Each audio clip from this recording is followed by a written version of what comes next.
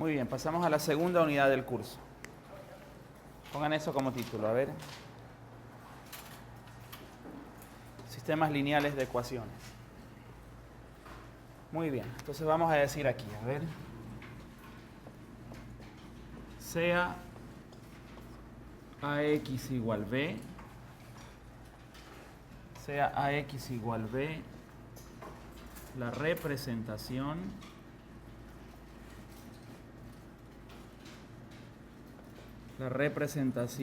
matricial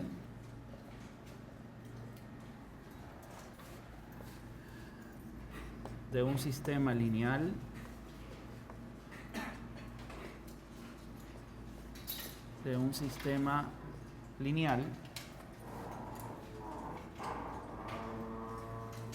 de n ecuaciones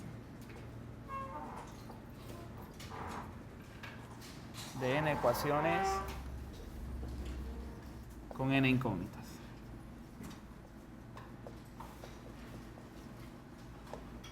¿Ok? Entonces tenemos ahí la forma matricial de un sistema lineal que tiene n ecuaciones y n incógnitas. Es decir, vamos a suponer igual número de ecuaciones que de incógnitas. ¿Ok? Listo, eso quiere decir que, por ejemplo, A es una matriz de n por n, ¿verdad? Y que B, pues, es un vector de Rn. ¿Sí, verdad? Entonces, ¿qué podríamos decir, por ejemplo, respecto de la solución? ¿Qué podríamos decir respecto de la solución de este sistema lineal? Podríamos tener, por ejemplo, por un lado solución única, ¿verdad? Podríamos tener solución única, es decir, consistencia con solución única. Y para que eso ocurra, pues el determinante de la matriz de coeficientes debe ser diferente de cero, pues, ¿no?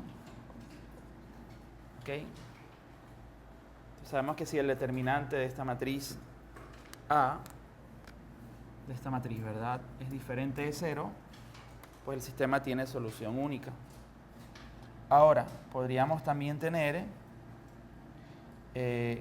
consistencia, le voy a poner así, a ver. Podríamos tener consistencia con infinitas soluciones. Consistencia con infinitas soluciones. ¿Ok? Entonces, para tener consistencia con infinitas soluciones, ¿qué debería ocurrir? Pues que el determinante de A sea igual a 0 y además que B, es decir, que este vector de Rn, ¿sí?, pertenezca a la imagen de la matriz, ¿sí, verdad?, a la imagen o recorrido de la matriz. Ahora, inconsistencia, ¿en qué caso? ¿En qué caso tendríamos, por ejemplo, inconsistencia? Tendríamos inconsistencia si el determinante de la matriz de coeficientes es igual a 0, pero pues este vector B, ¿verdad?, no pertenece a la imagen de la matriz. Estamos de acuerdo, ¿verdad? Bueno, eso estudiamos en álgebra lineal. Ok.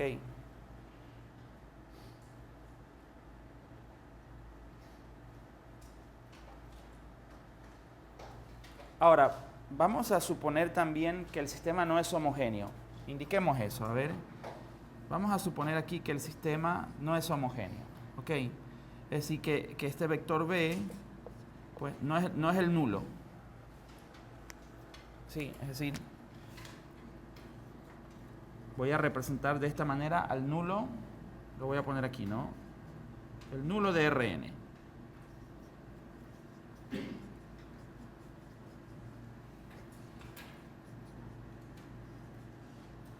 Ok.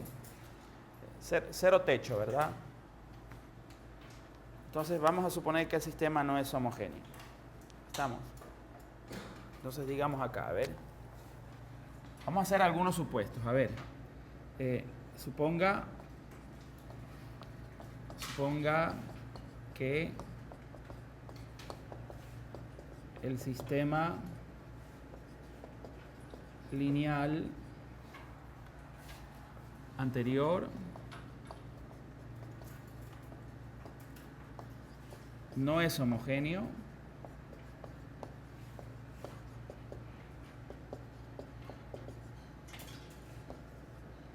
y además que la n para nosotros es el número de ecuaciones y el número de incógnitas, pues, ¿no? Y además que n es muy grande. N es muy grande, pues, ¿no? ¿Está bien?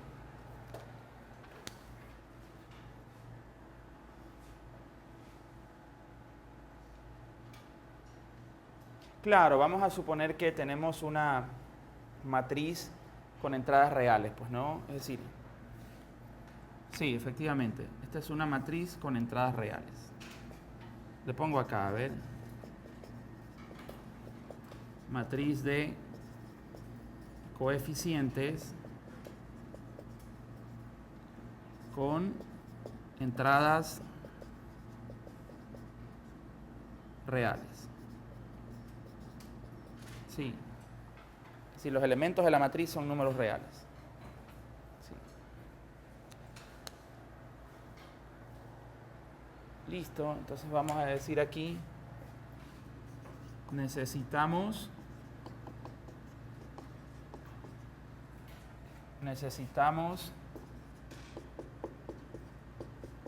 métodos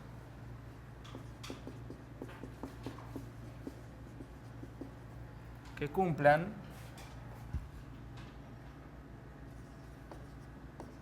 con las siguientes características.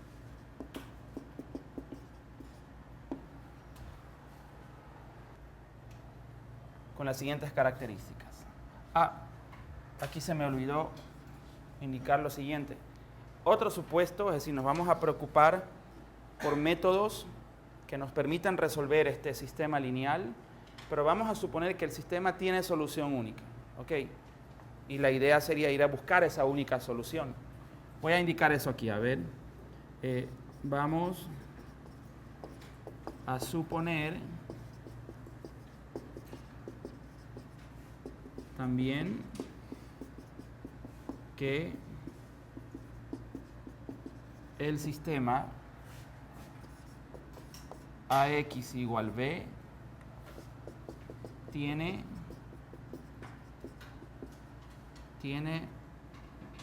una única solución. Le pongo así, miren, ¿ve? X asterisco, pero X vector, pues, ¿no? De Rn. Y ahí cierro paréntesis. Entonces vamos a suponer que el sistema X igual B tiene una única solución. ¿Sí? Y esa única solución pues la estoy representando con esa X grande porque es un vector X asterisco. ¿Sí? Listo. Entonces, eso entre paréntesis, ¿verdad? Bueno, ¿qué esperamos de los métodos? Porque habíamos dicho, necesitamos métodos que cumplan con las siguientes características. ¿Cuáles? Entonces vamos a decir aquí, pues métodos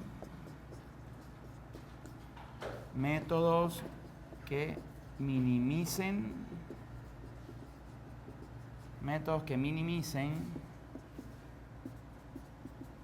el número de operaciones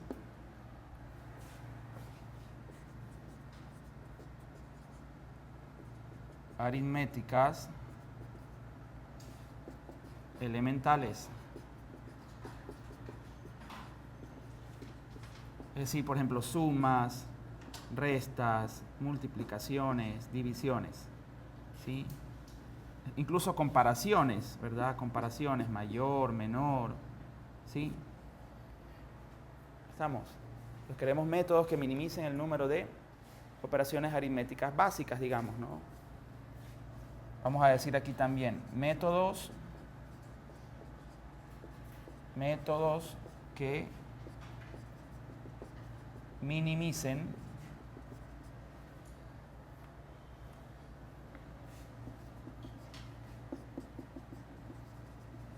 el tiempo de procesamiento, ¿sí? Por ejemplo, uso del procesador. La verdad es que sería un poco una consecuencia del primer punto, ¿verdad? Igual lo ponemos aquí, a ver. Uso del procesador del equipo de cómputo, pues, ¿no?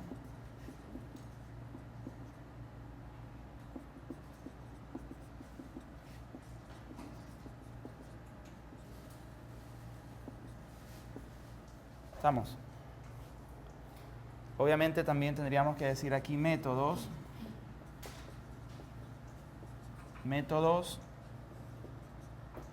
que minimicen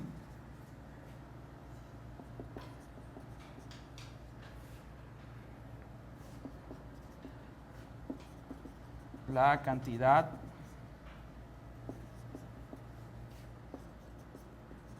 de memoria utilizada. ¿Ok? Métodos que minimicen la cantidad de memoria utilizada. ¿Estamos? Ahora, nosotros conocemos algunos métodos, ¿verdad? Por ejemplo, le voy a poner aquí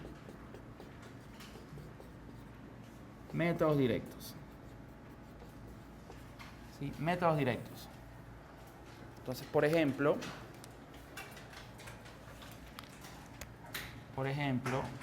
tendríamos que indicar aquí el método de la matriz inversa. Sí, le voy a poner aquí método de la matriz inversa.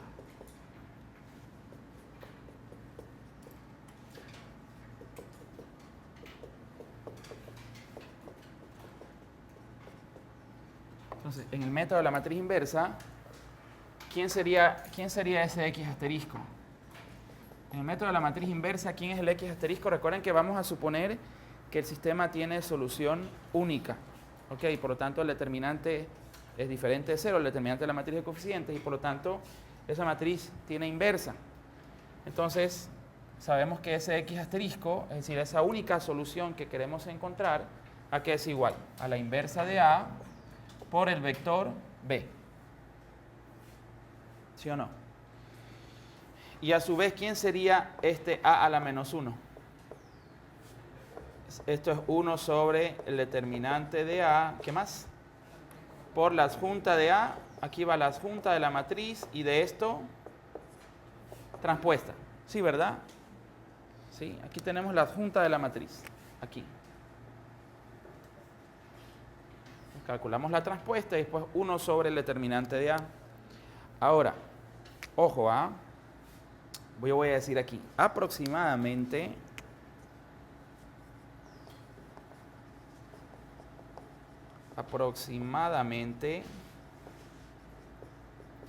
el número de operaciones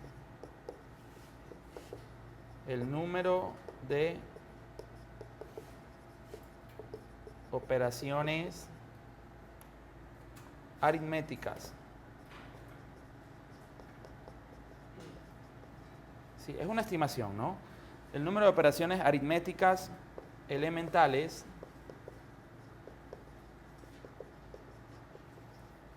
para calcular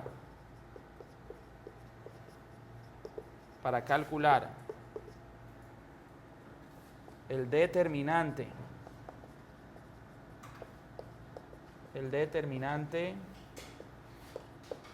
de una matriz A de n por n es igual a n factorial. Imagínense, aproximadamente, pues, ¿no? Es decir, que si yo quiero calcular, supongamos que tengo un sistema de 50 ecuaciones con 50 incógnitas. Y la matriz A, obviamente, es de 50 por 50. Entonces, aproximadamente, ¿verdad? Para calcular el determinante de esa matriz A, necesitaríamos 50 factorial operaciones. Sí, es una cantidad importante, ¿verdad? Entonces, para resolver el sistema, ¿cuántas operaciones? Lo planteo aquí como pregunta, a ver. ¿Cuántas operaciones necesitamos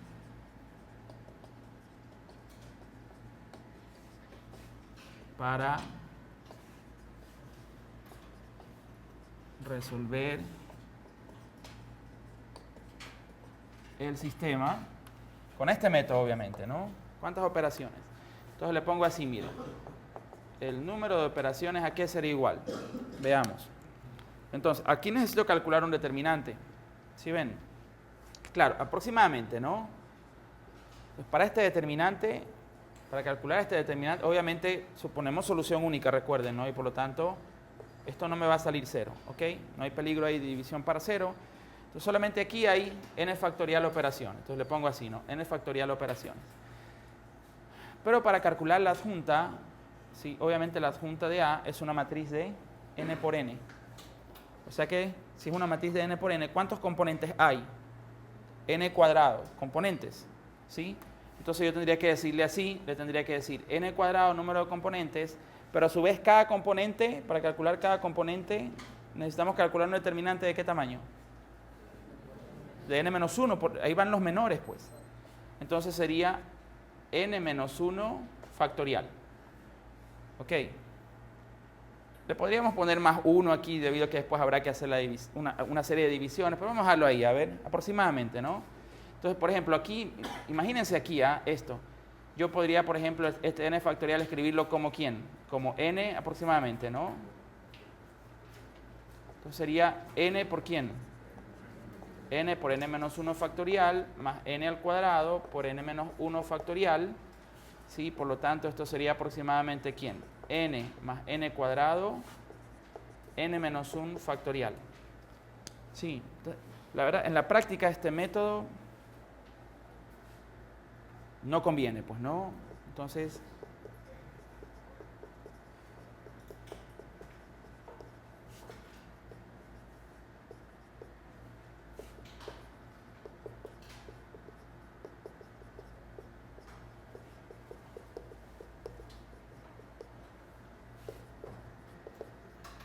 le pongo aquí, no conviene usar debido a la enorme cantidad de operaciones.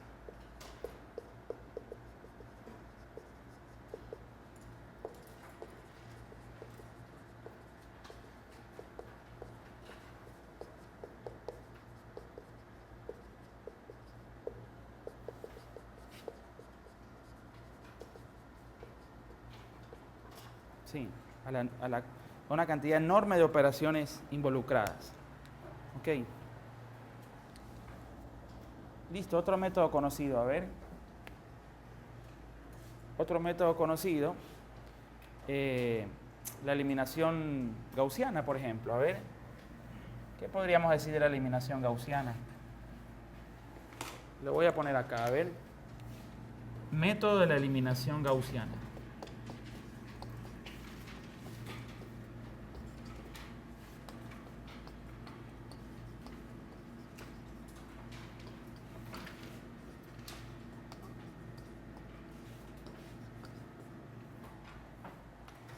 Entonces, bueno, todos conocemos el método de la eliminación gaussiana, ¿verdad? La idea es aquí que tenemos la matriz, bueno, tenemos este sistema, ¿no? Entonces, del sistema, ¿qué hacemos? Pasamos a la famosa matriz aumentada.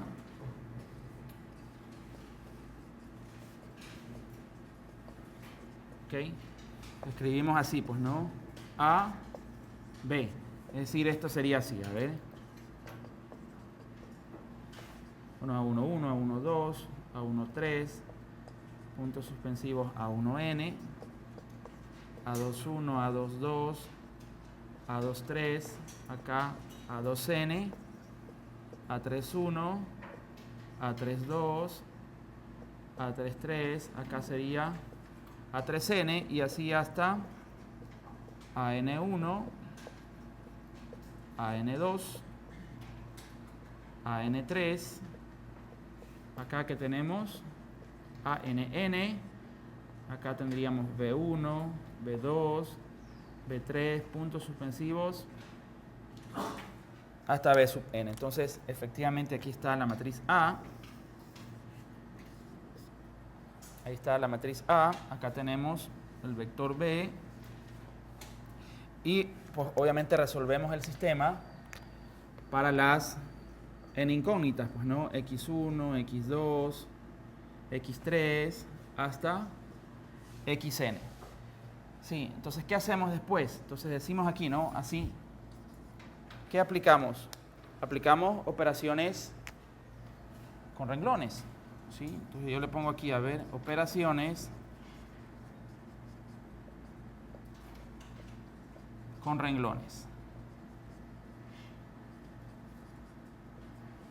¿Ok? Las operaciones elementales con renglones, que puedo intercambiar dos renglones cualesquiera, o puedo multiplicar, por ejemplo, el iésimo renglón por una constante distinta de 0 y poner el resultado, pues, en el iésimo renglón, o multiplicar el iésimo renglón por una constante distinta de 0, sumar con el jésimo renglón y poner el resultado en ese jésimo renglón. Bueno, en fin, ¿no? Entonces uno intenta reducir, ¿ok?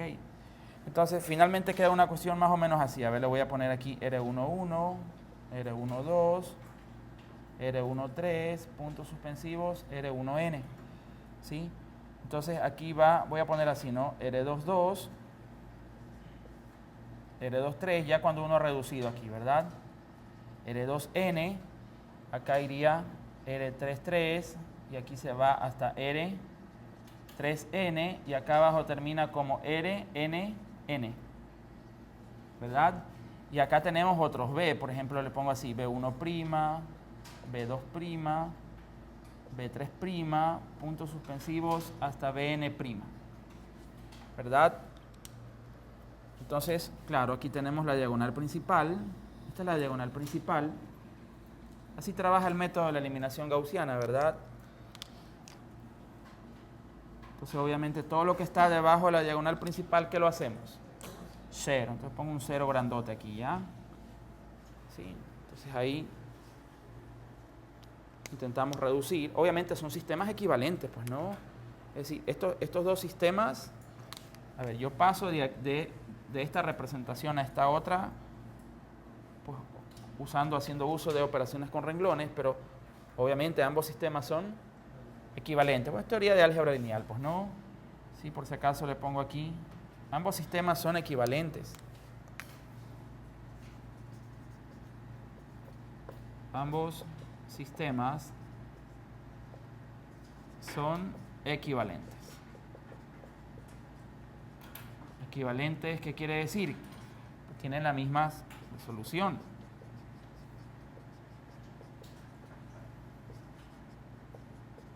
Tienen la misma solución.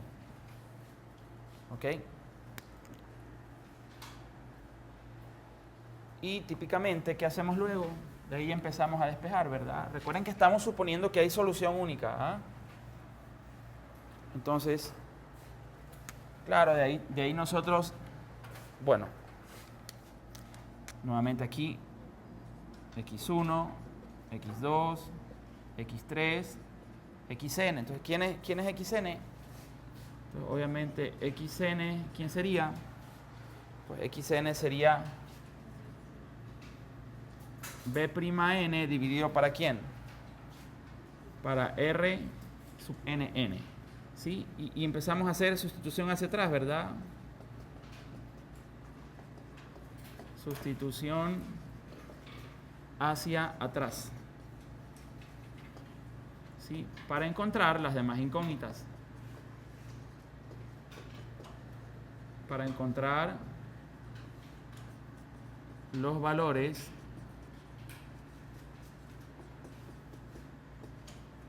de las demás incógnitas.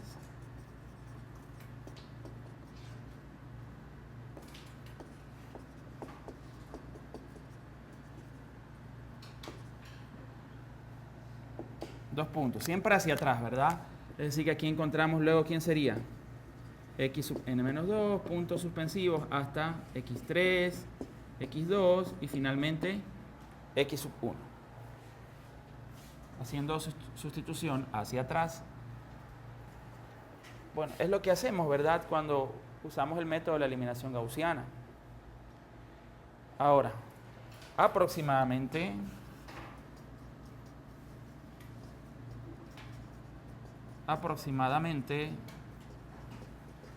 se podría hacer el análisis para ver de dónde viene efectivamente esta aproximación. Entonces, aproximadamente el número de operaciones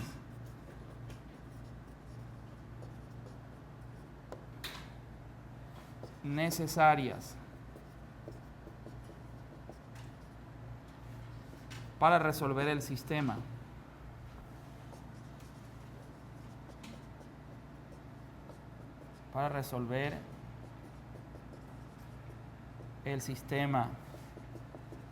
lineal con la eliminación gaussiana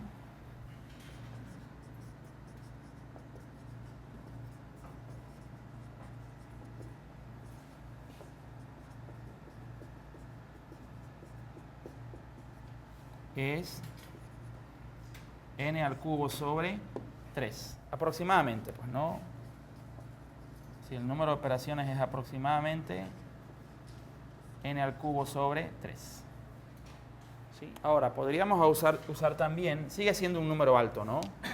¿Sí? Pongamos aquí como una notita. Sigue siendo un número alto.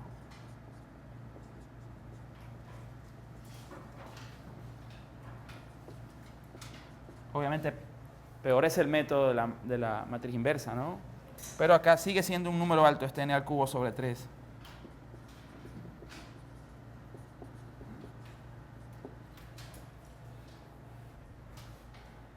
Sigue siendo un número alto de operaciones.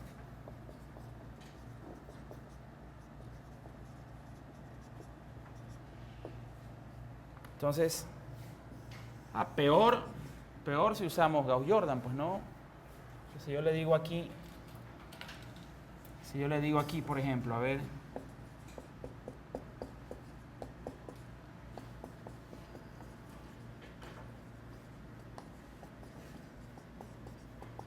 método de Gauss-Jordan, nosotros sabemos que pues, tenemos esta matriz así, ¿no? La matriz aumentada, y asimismo hacemos operaciones con renglones.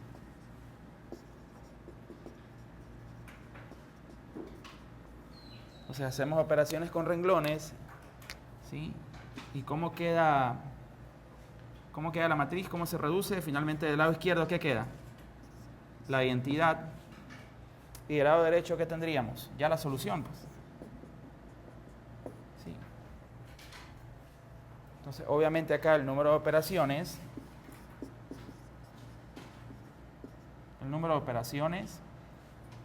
pues va a ser mayor a este n al cubo sobre 3. ¿Sí? Entonces vamos a decir aquí, ¿verdad? Resumiendo, vamos a poner aquí una conclusión. Los métodos directos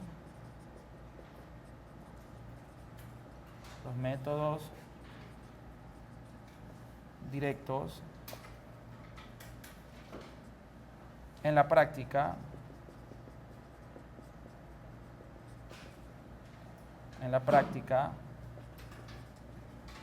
para sistemas grandes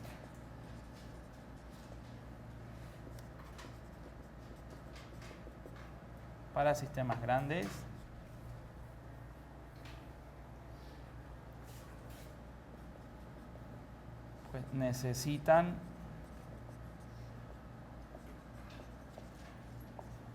muchas operaciones.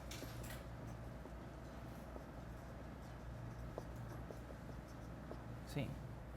Muchas operaciones aritméticas, ¿no?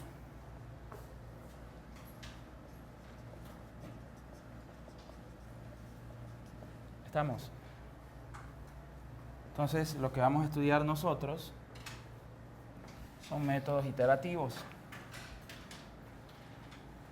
Entonces, pongan eso como título. A ver, métodos iterativos. Métodos iterativos de punto fijo. A ver. Entonces, lo primero que vamos a decir es lo siguiente. A ver, con este tipo de métodos,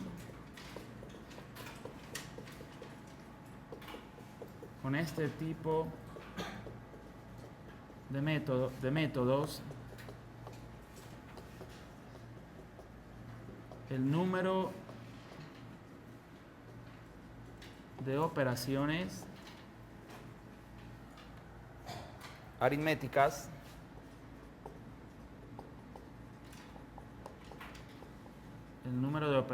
aritméticas necesarias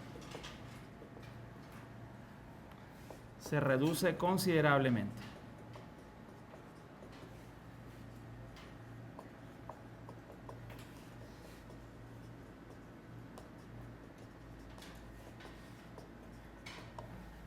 Se reduce considerablemente.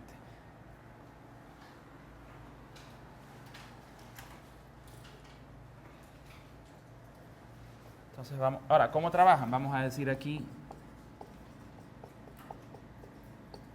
los métodos iterativos de punto fijo construyen una sucesión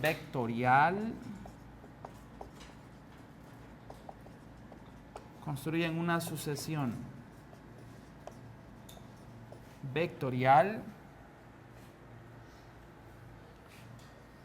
de la forma,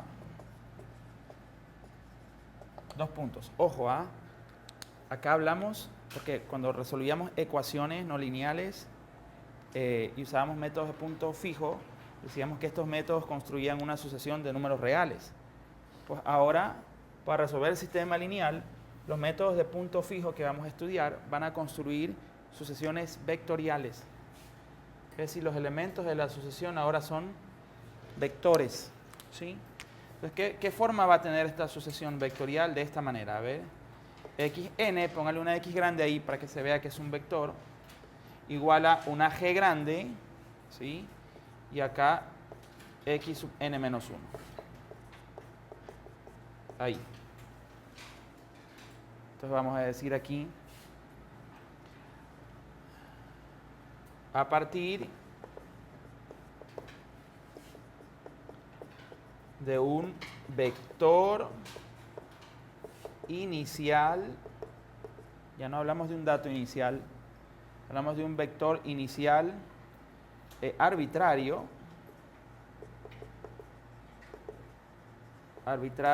x sub 0 de Rn. Repito, a ver, los métodos iterativos de punto fijo, ¿sí?, construyen una sucesión vectorial de esta manera, ¿no? A partir de un vector inicial arbitrario x sub 0 pues de Rn, donde G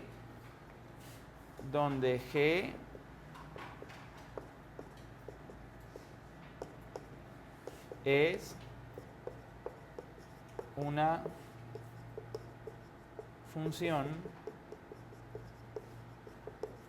vectorial. ¿Ok?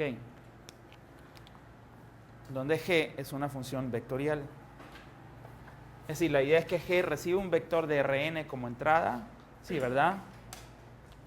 O sea, aquí la idea es esta, ¿no?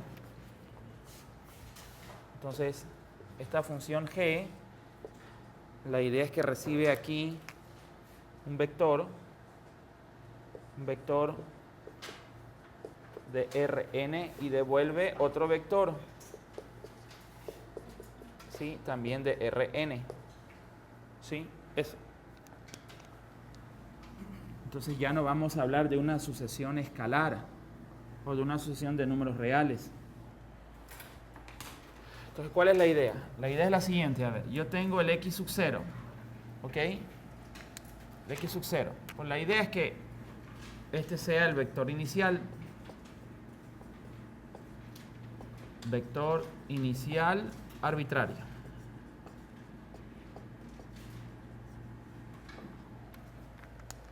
Entonces, claro, ¿cómo construyo x1? ¿Quién es x1? Obviamente este x1 pues es g de x0, g del dato anterior. Entonces ahí decimos que hemos iterado ya una vez. Es la misma idea, ¿no? Entonces le digo aquí iteración número 1. Perfecto.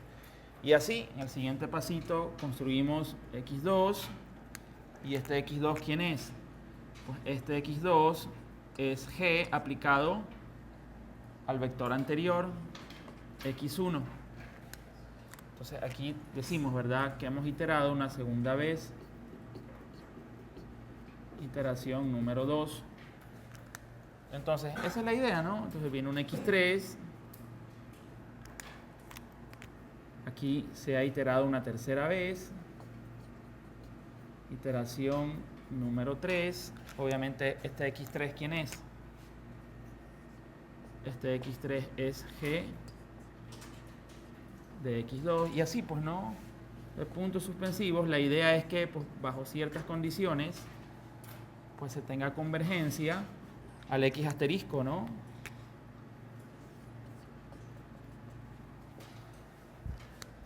Entonces, vamos a decir aquí, a lo largo de este capítulo, vamos a suponer que existe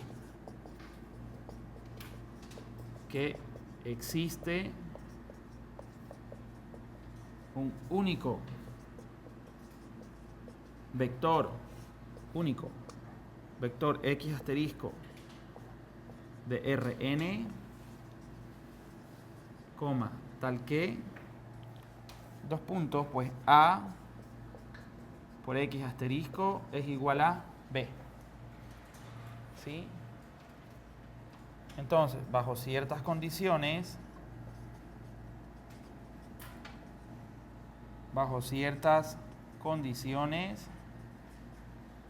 que obviamente nos corresponde estudiar, la sucesión anterior presenta convergencia.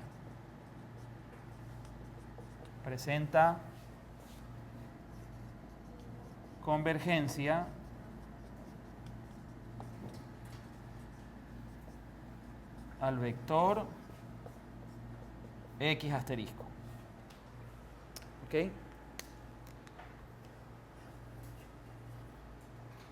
Entonces son métodos de punto fijo aplicados a sistemas lineales. ¿Ok? Sí, podríamos usar este método también. Podríamos hacer uso de los métodos iterativos de punto fijo. Lo que pasa es que en tal caso, dentro del contenido del curso no está planificado y tomaría mucho más tiempo. ¿Sí? Es más, podríamos usar, por ejemplo, si hubieran más soluciones, podríamos usar métodos iterativos. Incluso existen métodos basados en heurísticas, en metaheurísticas, para la búsqueda de estas soluciones. ¿Ok? Pero pues está planificado el estudio únicamente de estos métodos iterativos para ser aplicados a sistemas lineales que tienen solución única. ¿Ok? Entonces, pues continuando aquí, ¿en qué sentido va esta convergencia? Pues tendríamos que decir acá, claro, la idea es esta, ¿no? La idea es que yo tengo aquí x sub n, que es g de x sub n menos 1, y esto se va para x asterisco conforme la n se va a más infinito.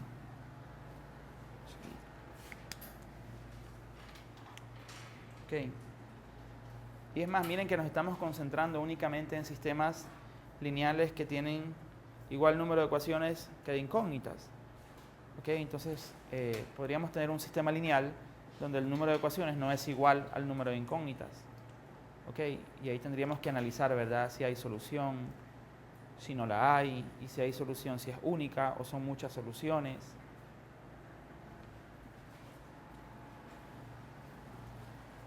Muy bien. Entonces vamos a decir aquí, ¿ah? La función vectorial G, la función vectorial G a estudiar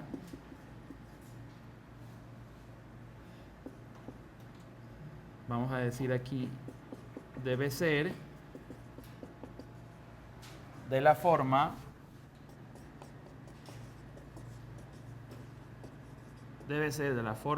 dos puntos. Entonces vamos a decir aquí G de X igual a T X más C, donde pues esa T es una matriz de n por n y la C es un vector de Rn. Ok. Entonces, digamos, esta va a ser la forma, la presentación que va a tener esta función G, la función vectorial G. De la forma Tx más C, donde T es una matriz de n por n y C es un vector de Rn. Entonces, terminamos diciendo aquí la función G, pongo entre paréntesis, y por ende T y C, y por ende T y C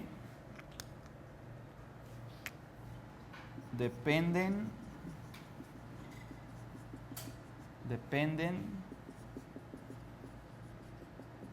del método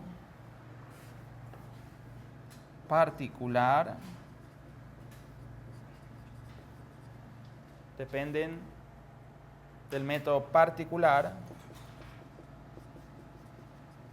de punto fijo a utilizar. ¿Sí? Entonces yo puedo terminar diciendo aquí, existen muchos métodos de punto fijo, ¿no? Existen muchos métodos de punto fijo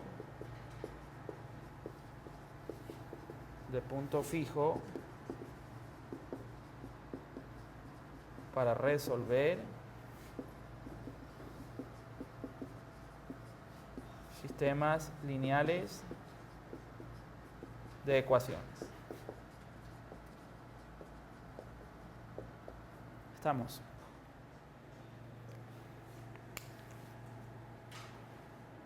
Muy bien, pero antes de continuar, antes de seguir avanzando, necesitamos definir lo que es la norma vectorial. Entonces, vamos a ver.